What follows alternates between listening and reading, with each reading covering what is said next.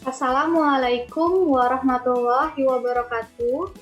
Halo semuanya, kembali lagi bersama saya, Risti Rosania dari Prodi D3 Akuntansi Universitas Bengkulu. Pada video kali ini, saya akan membahas tentang transaksi antara entitas induk dan entitas anak yang berkaitan dengan persediaan dan jasa, yang merupakan materi bab 5 dari mata kuliah Akuntansi Keuangan Lanjutan 1. Sedikit berbeda dengan pembahasan di video-video sebelumnya. Jika di video sebelumnya, itu kita membahas tentang apa itu konsolidasi, kemudian apa yang kita peroleh jika melakukan konsolidasi, dan bagaimana cara menyusun laporan keuangan konsolidasian. Untuk bab 5 ini, kita akan membahas tentang transaksi-transaksi yang terjadi di konsolidasi itu sendiri. Di sini kita akan fokus tentang transaksi antara entitas induk dan entitas anak yang berkaitan dengan penjualan barang dagangan dan pemberian jasa. Sebelum itu, saya akan intermezzo sedikit. Dalam kombinasi bisnis, besar kemungkinan manajemen laba itu terjadi. Manajemen laba ini dilakukan oleh perusahaan induk untuk meningkatkan penjualan atau meningkatkan laba pada akhir periode. Biasanya, manajemen laba ini dilakukan dengan cara di mana perusahaan induk menjual barang dagangan secara besar-besaran kepada perusahaan anak. Jadi, jikalau kita menjadi seorang auditor, kita wajib teliti ketika mengaudit suatu laporan keuangan konsolidasian. Misalnya seperti ini, kita dipercaya untuk mengaudit suatu laporan keuangan konsolidasian di tahun 2019. Laporan keuangan konsolidasian itu kita audit pada bulan Maret di tahun 2020. Ternyata setelah ditelusuri, itu terdapat penjualan secara besar-besaran yang dilakukan oleh perusahaan induk kepada perusahaan anaknya sendiri. Jika kita menemukan kasus seperti ini, sudah pasti terjadi yang namanya manajemen laba. Oleh karena itu, kita sebagai auditor, walaupun hanya diminta untuk mengaudit laporan keuangan konsolidasian di tahun 2019, kita juga harus melihat transaksi yang terjadi di tanggal setelah neraca keuangan, yaitu pada bulan Januari dan bulan Februari di tahun 2020. Dan ternyata benar terjadi retur secara besar-besaran di tahun 2020, tepatnya di bulan Januari. Dikarenakan memang tujuan perusahaan induk itu melakukan penjualan secara besar-besaran ini hanya semata-mata untuk meningkatkan penjualan atau meningkatkan laba di tahun 2019. Di tahun 2019 laba telah meningkat atau penjualan itu telah meningkat. Jadi pastinya di tahun 2020 barang dagangan yang sudah dibeli dari perusahaan induk ini akan dikembalikan lagi oleh perusahaan anak kepada perusahaan induk. Itulah alasan mengapa seorang auditor itu wajib teliti ketika menyusun atau ketika mengaudit laporan keuangan konsolidasian. Dikarenakan dampak dari transaksi antara entitas induk dan entitas anak itu tidak boleh muncul di dalam jurnal, tidak boleh muncul di dalam laporan keuangan konsolidasian. Jika terdapat angka-angka dari transaksi-transaksi ini, maka akan dilakukan yang namanya jurnal eliminasi. Selanjutnya, kita akan membahas tentang transaksi-transaksi yang terjadi antara kelompok di dalam entitas usaha. Di sini transaksi antara entitas induk dan entitas anak. Untuk transaksi ini terdapat dua macam, yaitu transaksi hulu dan transaksi hilir. Pertama adalah transaksi hulu. Transaksi hulu ini adalah perusahaan induk menjual barang dagangan atau memberikan fasilitas kredit berupa jasa kepada perusahaan anak. Sedangkan yang kedua adalah transaksi hilir, itu kebalikan dari transaksi hulu, di mana perusahaan anak menjual barang dagangan atau memberikan fasilitas kredit berupa jasa kepada perusahaan induk. Baik, di sini saya akan memberikan contoh mengenai transaksi antara entitas anak dan entitas induk yang berkaitan dengan penjualan barang dagangan. Di sini contoh ini merupakan transaksi hulu, di mana entitas induk itu menjual barang dagangan kepada entitas anak. Setelah melakukan penjualan barang dagangan antara entitas induk dan entitas anak, itu pasti pada ujungnya akan muncul yang namanya keuntungan atau kerugian.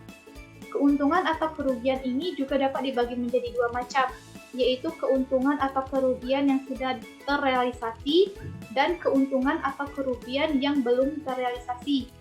Jadi bagaimana sih cara kita mengetahui atau menentukan apakah keuntungan atau kerugian itu sudah terrealisasi atau belum? Itu bisa dilakukan dengan cara kita melihat apakah barang dagangan yang sudah dibeli oleh perusahaan anak dari perusahaan induk itu telah terjual seluruhnya oleh perusahaan anak kepada pihak non-afiliasi pada periode yang sama dengan periode perolehannya atau belum. Jikalau sudah terjual semuanya, maka sudah pasti keuntungan atau kerugian itu sudah terrealisasi.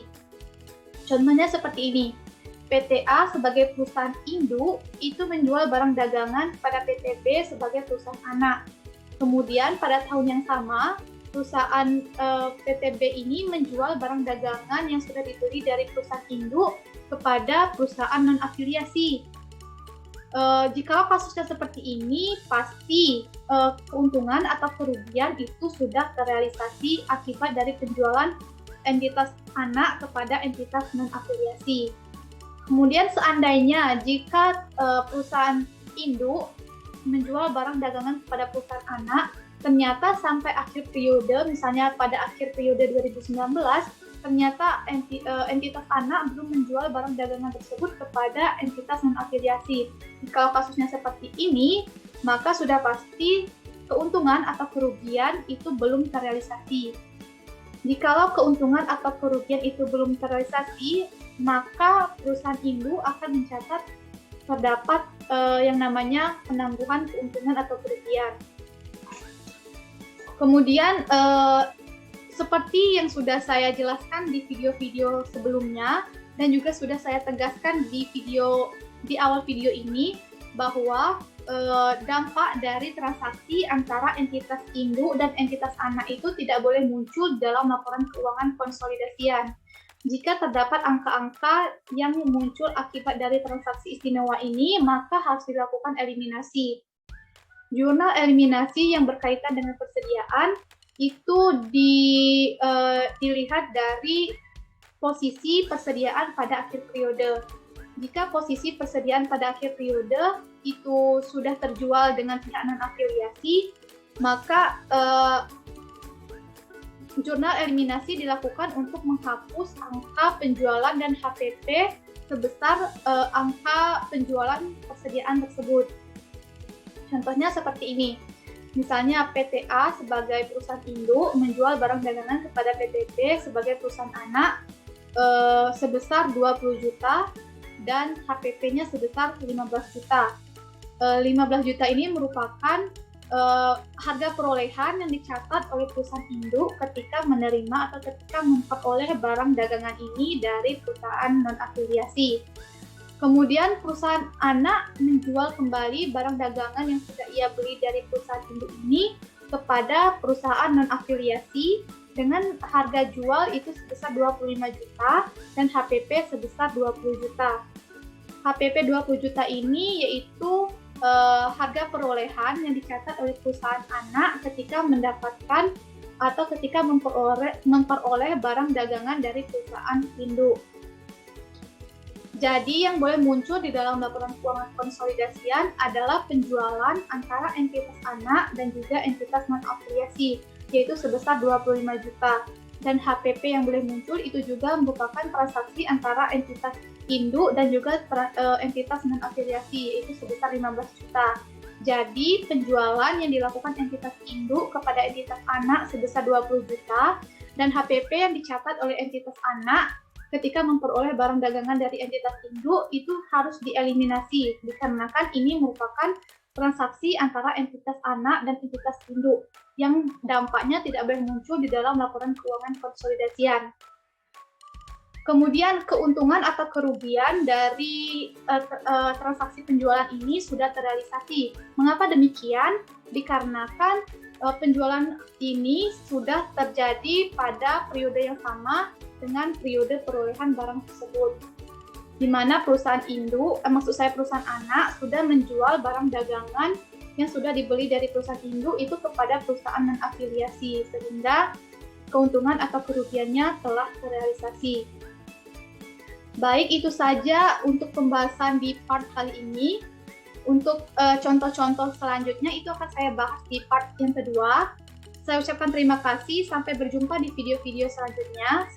Saya akhiri, wassalamualaikum warahmatullahi wabarakatuh.